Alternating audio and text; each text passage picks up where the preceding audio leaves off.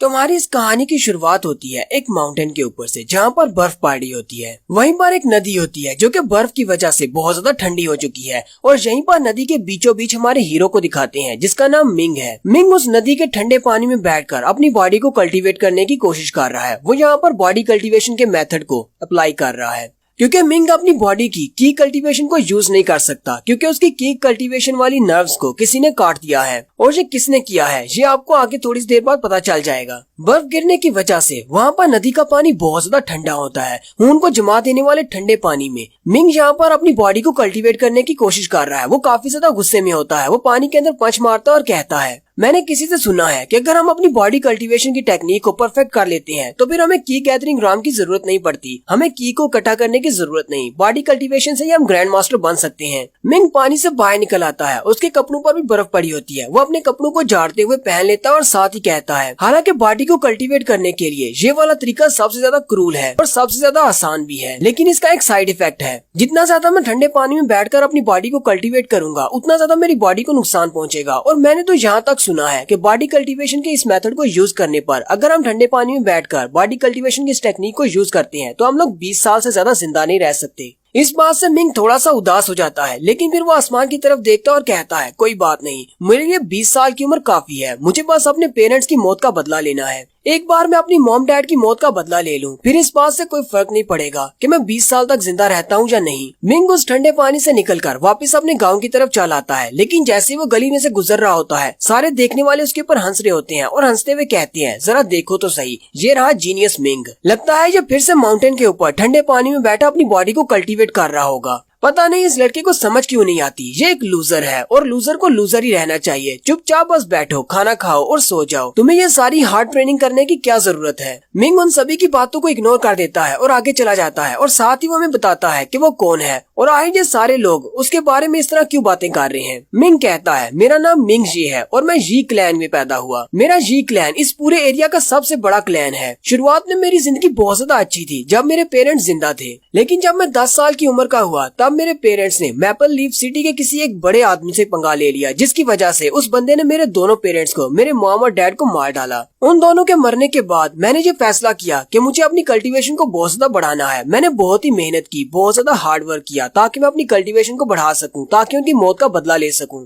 Ming कहता है, उस वक्त जब मैंने कल्टीवेशन को स्टार्ट किया था तब मेरी कल्टीवेशन काफी ज्यादा हाई हो चुकी थी और मैं वाकई में एक जीनियस था। सभी लोग मुझे जीनियस मिंग कहते थे। आज से तकरीबन 6 महीने पहले तक इस पूरे गांव में, हालांकि मेरे अपने जी क्लैन में भी ऐसा कोई भी वॉरियर नहीं था जो कि मेरे लेवल का हो, यानी मेरी कल्टीवेशन उन सबसे ज्यादा हाई थी, मेरे बाकी के कजन से भी ज्यादा हाई। इसी वजह से तो सारे लोग मुझे जीनियस मिंग कहते थे। मिंग के 2 कजन है, एक का नाम जेन जिंग है और दूसरे का नाम जेन जियांग है। जेन जिंग बड़ा है। जेन जियांग जेन जिंग से कहता है, अगर इसी तरह चलता रहा तो मुझे लगता है कि सिर्फ एक ही महीने में मिंग तुमसे आगे निकल जाएगा। उसकी कल्टीवेशन तुमसे बहुत ज्यादा हाई होती जा रही है। अगर तुमने आज इसको यहाँ पर नहीं रोका तो कल को ये तुम्हारे लिए बहुत बड़ा मसला बन जाएगा। जेन जिंग आगे से हंसना शुरू कर देता है और कहता है, तुम्हें क्या लगता है कि ये मेरे लिए मसला बन सकता है। और साथ ही नेक्स्ट सीन में दिखाते हैं मिंग बाहर दरख्त के नीचे आराम से लेटा होता है और इसी बारे में सोच रहा होता है कि मैं अपनी मॉम डैड की मौत का बदला कैसे लूंगा। मेरी कल्टीवेशन बहुत ज्यादा वीक है, मैं अभी इतना ज्यादा स्ट्रॉन्ग नहीं हुआ, पता नहीं कब मैं इतना स्ट्रॉन्ग हूँगा। वहीं पर लेटे लेटे घास के दरमियान उसकी नजर एक फूल पर पड़ती है। वो एक स्पेशल फूल होता है। उस फूल का नाम रेड ड्रैगन ग्रास होता है। मिंग जल्दी से भागता हुआ उसके पास आ जाता है और उसे जमीन से उखाड़ लेता है और कहता है, ये वाला पौधा तो बहुत ज्यादा अच्छा है। मिंग उसे लेकर बहुत ज्यादा खुश हो जाता है और कहता है, अगर मैं इसे सन पाउडर के साथ यूज करता हूँ तो मेरी पावर बहुत ज्यादा बढ़ जाएगी। मिंग काफी ज्यादा खुश होता है और उस फूल को अपने हाथ में पकड़कर वापस अपने घर की तरफ चल पड़ता है और कहता है, चलो वापस चलकर इससे मेडिसिन बनाता हूँ। लेकिन वो वहीं पर रुक जाता है क्योंकि उसके सामने जाओ जिंग होता है। जाओ जिंग अपने कुछ लोगों के साथ वहाँ पर आया होता है। जाओ जिंग उसे कहता है, तुम यहाँ पर क्या कर रहे हो और तुम इतनी जल्दी में कहाँ पर जा रहे हो। तुम्हारा बड़ा भाई यहाँ पर तुमसे मिलने के लिए आया है और तुम यहाँ से भाग रहे हो। मिंग जल्दी से अपने रेड ड्रैगन फूल को पीछे की तरफ छुपा लेता है और उसे कहता है, ब्रदर जी जिंग, तुम यहाँ पर क्या करने के लिए आए हो।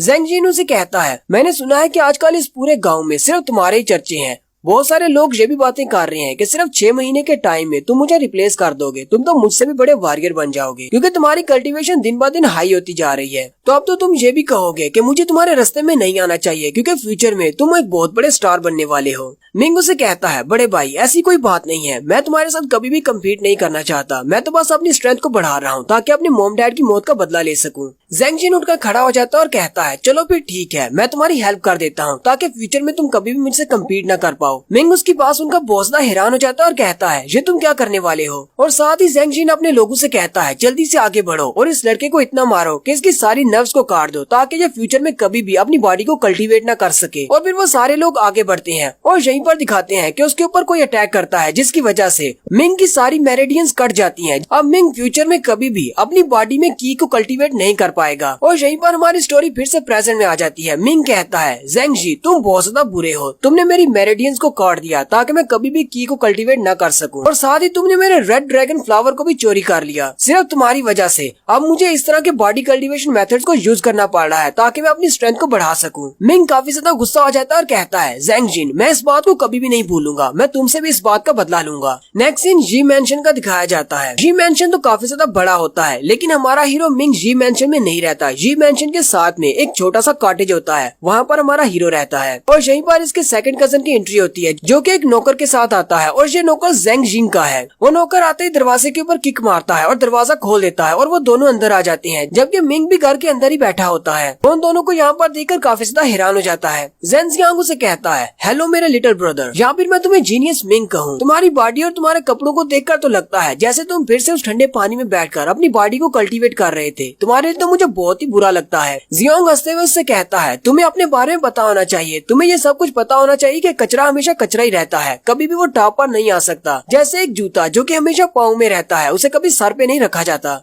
जियांग के साथ उसका जो नौकर होता है वो भी काफी बड़ा कमीना होता है। उसने अपने हाथ में एक बाउल पकड़ा होता है जिसके अंदर एक मछली रखी होती है और वो बहुत ही बासी और सड़ी सी मछली होती है। यानी कि वो लोग अपना खाना खाने के बाद जो भी बचा हुआ खाना होता है वो सारा उस बाउल के अंदर रखकर उसके पास ले आते हैं। जियांग उसे कहता है तुम्हारे खाने का वक्त हो गया, कचरे के लिए कचरा लेकर आए हैं, जल्दी से इसे खा लो। नौकर उसे कहता है चलो जल्दी से इसे खा लो, मुझे बाद में बर्तन भी धोने हैं। उस नौकर का नाम सैनर हु होता है। मिंग उसे कहता है सैनर क्या ये तुम्हारा आइडिया था कि मुझे बचे कुचे खाने और इस तरह के बासी खाने देने का? सैनर उसे कहता है तो क्या अगर मेरा आइडिया था तो क्या तुम मुझे मारोगे? मिंग आगे बढ़ता है और उस बाउल को उठा लेता है और साथ ही उसके मुंह पर दे पटक मारता है क्योंकि उस बाउल के अंदर मछली रखी हुई थी। मछली के बहुत सारे कांटे उस बेचारे के चेहरे में धंस जाते हैं और वो चिल्लाना शुरू कर देता है। इस बात से सैनर काफी ज्यादा गुस्से में होता है और वो अपनी पाम टेक्निक को यूज करते हुए मिंग पर अटैक करने लगता है लेकिन मिंग जल्दी से साइड पर हो जाता है और साथ ही अपना घुटना उसके अंडों पर मारता है जिससे उसके अंडे फूट जाते हैं। मिंग गुस्से के साथ उससे कहता है दोबारा अगर कभी तुम इस तरह का बचा कुचा खाना मेरे लिए लेकर आए तो फिर मैं तुम्हें नहीं छोड़ूंगा, इस बार तो मैं तुम्हें छोड़ देता हूँ। जियांग चिल्लाते हुए मिंग से कहता है तुम्हारी हिम्मत कैसे हुई कि मेरे सामने हमारे नौकर पर तुमने अटैक किया?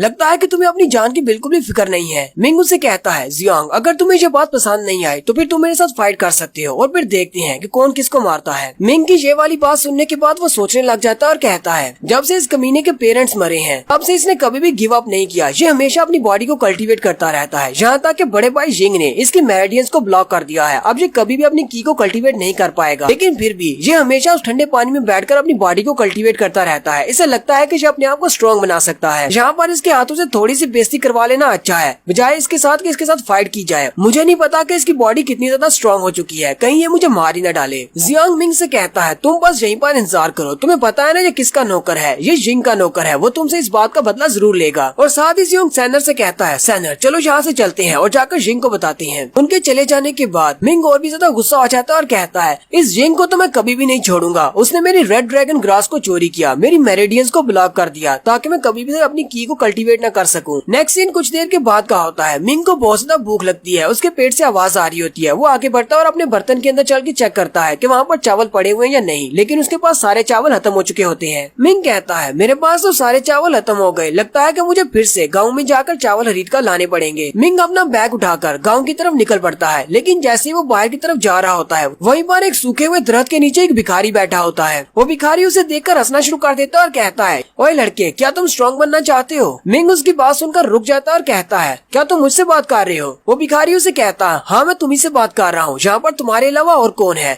मुझे तुम्हारी बॉडी से बहुत ज्यादा नफरत महसूस हो रही है, जैसे कि तुम किसी से बदला लेना चाहते हो। मैं तुम्हें इतना ज्यादा स्ट्रॉन्ग बना सकता हूँ कि तुम किसी से बदला ले सकते हो। मिंग उसकी बात सुनने के बाद हंसना शुरू कर देता है और कहता है अगर तुम वाकई में ऐसा कर सकते हो तो तुम यहाँ पर भीख क्यों मांग रहे हो? जाओ और जाकर अपने लिए कुछ कर लो। और भिखारी आगे से हंसना शुरू कर देता है और कहता है बच्चे तुझे समझ नहीं आ रही, ये मेरी हॉबी है, मुझे भीख मांगने का शौक है, लेकिन तुम्हारे तुम्हारे जैसे नौजवान लड़के जिसके मेरिडियंस को किसी ने काट दिया हुआ है, जो कि अपनी की को गैदर नहीं कर सकता, वो आज न कल मेरी तरह भीख ही मांगेगा। मिंग भी उसकी बात सुनकर काफी ज्यादा हैरान हो जाता है और कहता है, इसे मेरे बारे में कैसे पता है कि मेरी मेरिडियंस को कट कर दिया गया है? कहीं ये मांगने वाला वाकई में कोई महान मास्टर तो नहीं है जो कि यहाँ पर भिखारी के रूप में आया है। वो भिखारी मिंग से कहता है, आज रात जब चांद आसमान पर चमकेगा, सबसे ऊंची वाली पहाड़ी के ऊपर आ जाना, मैं तुम्हें वहीं पर मिलूंगा और साथ ही मैं तुम्हें बताऊंगा कि तुम्हारी किस्मत में क्या लिखा हुआ है। नेक्स्ट सीन रात के वक्त का होता है। रात के वक्त आसमान पर चांद निकल आता है। मिंग अपने ही कॉटेज में लेटा होता है और वो सोच रहा होता है, अब मैं क्या करूँ? क्या मुझे उस भिखारी पर यकीन करना चाहिए? वैसे भी मेरे पास खोने को कुछ भी नहीं है। अगर मैं उसकी बात मानकर वहाँ पर चला जाता हूँ तो क्या होगा? चलो देखते हैं। मिंग अपने कॉटेज से बाहर चला जाता है। वो पहाड़ी की तरफ जा रहा होता है तो रास्ते में उसे वो भिखारी मिलता है। वो कहता है, तो तुम आ गए, चलो मेरे साथ आओ। भिखारी आगे आगे चलना शुरू कर देता है। वो दोनों जंगल के रास्ते से पहाड़ों की तरफ जा रहे होते हैं। मिंग उसे कहता है, हम लोग कहाँ पर जा रहे हैं? यहाँ पर तो बहुत ज्यादा ठंड है, तुम मुझे कहाँ पर लेकर जा रहे हो? भिखारी उसे कहता है, अपनी बकवास बंद करो, कितनी देर से बातें कर रहे हो, चलो चुपचाप मेरे साथ आओ। फिर वो दोनों चलते चलते एक पहाड़ी के पास पहुँचते हैं और उसके टॉप के ऊपर चले जाते हैं। भिखारी उसे कहता है, चलो जल्दी से यहाँ पर बैठ जाओ। मिंग वहाँ पर जाकर बैठ जाता है। भिखारी उसे कहता है, मुझे पता चला है कि तुम्हारी मेरिडियंस को कट करने से पहले तुम्हारी बॉडी में बहुत ज्यादा कल्टीवेशन थी। मिंग उसे कहता है, अच्छा ठीक है, तुमने कहा था कि तुम मेरी किस्मत का हाल भी बताने वाले हो, चलो मुझे जल्दी से बताओ कि मेरी किस्मत में क्या लिखा है। भिखारी आगे से हंसना शुरू कर देता है और कहता है, तुम्हारी किस्मत में बहुत कुछ लिखा हुआ है। तुम्हारी किस्मत में लिखा है कि तुम्हारी ये वाली जो बॉडी है ये इस पूरी दुनिया पर राज करेगी। और साथ ही वो अपने हाथों पर अपनी की पावर को रिलीज करते हुए उसके माथे की तरफ अपने हाथों को करता है और उसके ऊपर एक स्पेल कास्ट कर देता है। जैसे वो मिंग के ऊपर एक स्पेल कास्ट करता है, मिंग की बॉडी वहीं पर हैंग हो जाती है, यानी कि वो अपनी बॉडी को मूव नहीं कर पाता।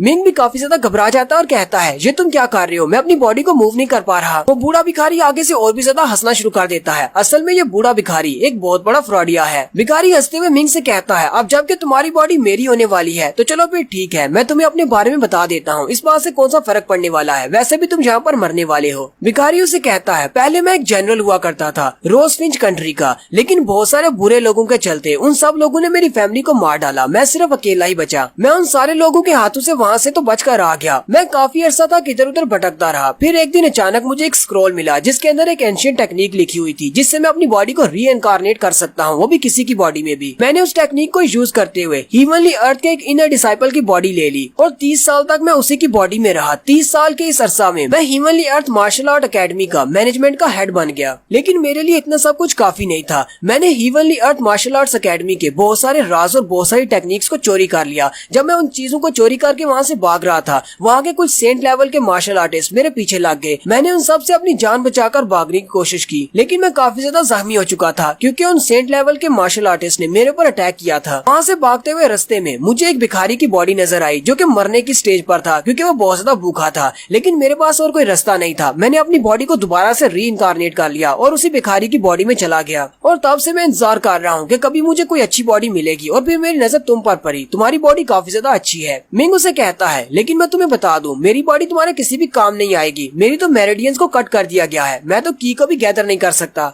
भिखारी उसे कहता है, इसे बार बार अपनी बॉडी कहना बंद करो, अब ये बॉडी मेरी होने वाली है और वो भी बहुत जल्दी। और साथ ही वो अपने पास एक छोटी सी बॉटल निकालता है और कहता है, इस बॉटल के अंदर एक पिल रखी हुई है जिसको ब्लेसिंग पिल कहते हैं। उस स्पेशल पिल को खाने से हम लोग अपनी की कल्टीवेशन को दोबारा से बहाल कर सकते हैं, यानी कि हमारी मेरिडियंस फिर से रन हो जाएंगी। ये पिल वाकई में बहुत ज्यादा इफेक्टिव है। एक बार मैंने तुम्हारी बॉडी में आने के बाद इस पिल को खा लिया तो तुम्हारी बॉडी मेरे लिए सबसे ज्यादा पावरफुल बॉडी साबित होगी और अगले कई सालों तक मुझे नई बॉडी की जरूरत नहीं पड़ेगी। मिंग उसे कहता है, लेकिन एक ना एक दिन तुमने जो कुछ भी किया है इस सब का तुम्हें हिसाब चुकाना होगा, तुम मेरे साथ ऐसा नहीं कर सकते। भिखारी उसे कहता है, तुम्हें किसने कहा कि मुझे इस सब का हिसाब चुकाना पड़ेगा? इस कंट्री में वीक के लिए कोई भी जगह नहीं है। वीक को हमेशा कचरा और लूजर समझा जाता है। सिर्फ स्ट्रॉन्ग ही सर्वाइव कर पाते हैं क्योंकि तुम बहुत ज्यादा वीक हो, इसी वजह से तुम्हारे साथ ये सब कुछ हो रहा है। मैं अपने आप को ब्लेम करना चाहिए। भिखारी उस पिल को अपने हाथ पर निकालता और कहता है, तुम इस पिल को डायरेक्टली अपने मुंह से नहीं खा सकते। मुझे इस पिल को तुम्हारी बॉडी के अंदर, तुम्हारे दिल के अंदर रखना होगा, लेकिन तुम्हें डरने की जरूरत नहीं है, तुम इससे मरोगे नहीं। मिंग आगे से चिल्लाना शुरू कर देता है और कहता है, अपनी बकवास बंद करो, तुम मेरे दिल के अंदर एक पिल रखने की बात कर रहे हो। तुम्हें लगता है कि मेरी बॉडी को ओपन करने के बाद मेरे दिल के अंदर पिल रखने से मैं बच जाऊंगा? मुझे अभी छोड़ दो वरना तुम सीधे जहन्नुम में जाओगे। तुम बहुत ही बुरे और ईवल हो। मिंग क्योंकि वहाँ पर बैठा हुआ अपनी बॉडी को मूव नहीं कर सकता, वो भिखारी अपने हाथ पर अपनी की पावर को रिलीज करता है और साथ ही अपनी पाम टेक्निक को यूज करते हुए उसकी चेस्ट के ऊपर अपना हाथ लगाता है। जैसे वो उसकी चेस्ट के ऊपर अपनी की पावर को रिलीज करता है, वहाँ पर एक जबरदस्त की पावर निकलती है और उसी वक्त मिंग के हार्ट के अंदर दिखाते हैं। वो पिल उसके हार्ट के अंदर चली जाती है। वो स्पेशल पिल जिसका नाम ब्लेसिंग पिल है उसके अंदर बहुत सारे डेवल्स की आत्माएं हैं। वो सारी आत्माएं भी उसकी बॉडी के अंदर चली जाती हैं। भिखारी की उस पिल को उसकी बॉडी के अंदर प्लांट करने के बाद मिंग बेहोश हो जाता है। भिखारी कहता है मेरा पहले वाला स्टेप तो काम कर गया, अब सेकंड स्टेप की बारी है। भिखारी हंसते हुए आगे बढ़ता है और उसके माथे पर उंगली लगाते हुए कहता है चलो फिर करते हैं, और साथ ही भिखारी की बॉडी नीचे गिर जाती है। यानी कि भिखारी की सोल जो होती है वो मिंग की बॉडी के अंदर चली जाती है। और थोड़ी देर के बाद मिंग अपनी आंखें खोलता है। मिंग कहो या फिर भिखारी कहो, वो अपनी आंखें खोलता है। भिखारी अपने हाथ की तरफ देखता है और कहता है ये वाली बॉडी तो उस भिखारी की बॉडी से बहुत ज्यादा अच्छी है।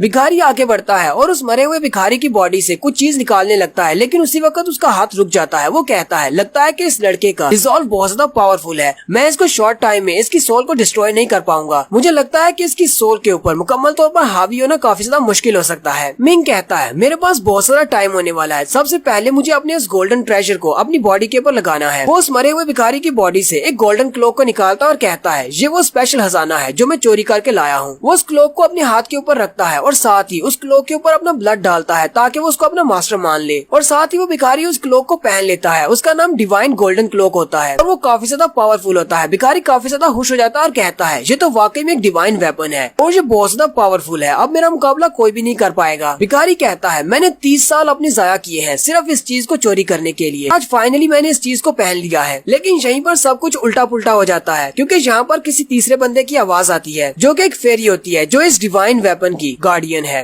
और वो कह रही होती है कि ब्लड सैक्रिफाइस बिल्कुल परफेक्ट रहा है, हमारे इस डिवाइन क्लोक को उसका नया मास्टर मिल चुका है। भिखारी उसे कहता है आज ये आवाज किसकी है, क्या तुम इस क्लोक की फेरी गाइड हो? लेकिन वो फेरी गाइड कहती है मास्टर मिंग की बॉडी के अंदर एक एक्सटर्नल सोल है, इसे अभी अभी डिस्ट्रॉय करना होगा वरना ये मास्टर मिंग की सोल को डिस्ट्रॉय कर देगी। भिखारी चिल्लाना शुरू कर देता है और कहता है कहीं तुम पागल तो नहीं हो गई, मैंने तुम्हें पहना है तो मास्टर तुम्हारा मैं हूँ, मिंग नहीं। वो फेरी गाइड उसे कहती है लेकिन इस क्लोक के ऊपर जिसने अपना ब्लड डाला है मेरा मास्टर वो है, यानी कि मेरा मास्टर मिंग है, तुम नहीं। भिखारी आगे से चिल्लाना शुरू कर देता है और कहता है मुझे 30 साल लगे हैं इस क्लोक को चोरी करने में, तुम मुझे इस तरह से मार नहीं सकती। और साथ ही मिंग की बॉडी के अंदर से एक जबरदस्त एनर्जी निकलती है। वो फेरी गाइड उस भिखारी की सोल को खत्म कर देती है, डिस्ट्रॉय कर देती है। वो भिखारी जहाँ पर मर जाता है। भिखारी की सोल के डिस्ट्रॉय होने के बाद मिंग वहीं पर बेहोश होकर गिर जाता है। थोड़ी देर के बाद मिंग को होश आती है। मिंग उठकर बैठ जाता है और कहता है इस भिखारी ने तो मेरी बॉडी ले ली थी, लेकिन मैं फिर से अपनी बॉडी के अंदर कैसे हूँ, ये कैसे हो सकता है? मिंग को उसी फेरी गाइड की आवाज आती है। वो उसे कहती है मास्टर। मिंग उसे कहता है कौन है यहाँ पर, कौन मुझे मास्टर कह रहा है? इसी वक्त बिमिंग के सामने एक छोटी सी फेरी आती है और उसे कहती है मास्टर तुम्हें घबराने की जरूरत नहीं है, मैं इस डिवाइन क्लोक की फेरी गाइड हूँ और मेरा नाम बिमिंग है। बिमिंग उसे कहती है जितने भी इस तरह के डिवाइन वेपन्स हैं उन सभी के साथ इस तरह की एक फेरी गाइड होती है जो कि अपने मास्टर के लिए बहुत ही यूजफुल साबित हो सकती है, इसलिए मैं इस डिवाइन क्लोक की फेरी गाइड हूँ। मिंग उससे पूछता है बिमिंग क्या तुम्हें पता है कि वो बुरा आदमी कहाँ पर चला गया जिसने मेरी बॉडी ले ली थी? बिमिंग उसे कहती है उसकी सोल को तो मैंने डिस्ट्रॉय कर दिया, हालांकि उसने इस डिवाइन क्लोक को आपकी बॉडी के साथ अटैच किया था, लेकिन उसे ये नहीं पता था कि इसके अंदर एक स्पिरिट हो सकती है जो कि उसकी बॉडी को भी डिस्ट्रॉय कर सकती है। मिंग अपने उस डिवाइन क्लोक को देखकर काफी ज्यादा खुश होता है और कहता है अब मेरे हाथ में एक ह्यूमनली ट्रेजर लग गया है, क्या मैं इसे वाकई में रख सकता हूँ, क्या मैं इसका मास्टर हूँ? बिमिंग उसे इस गोल्डन क्लोक के बारे में बताती है कि इस गोल्डन क्लोक को हमारे पैट्रियार्च ने बनाया है जिसको स्काई रोमर भी कहते हैं और वो बहुत ज्यादा पावरफुल है। और इस क्लोक को वक्त की शुरुआत से पहले बनाया गया था जब इंसानों को भी बनाया भी नहीं गया था। जब वो इस क्लोक को बना रहा था तो उसने मार्शल आर्ट्स के डीएटी यानी मार्शल आर्ट्स के गॉड की कोर को इसमें यूज किया था और इसके अलावा उसने इस क्लोक को बनाने में बहुत कुछ डाला था। ये सब कुछ डाल लेने के बाद वो 3 बड़ी दुनियाओं में गया जहाँ से उसने 49 किस्म के अलग अलग सब्सटेंसेस को ढूंढा और वो सारी चीजें ही डिवाइन वेपन्स थे, उन सब को भी उसने इस क्लोक के अंदर शामिल कर दिया। उसे इस क्लोक को बनाने में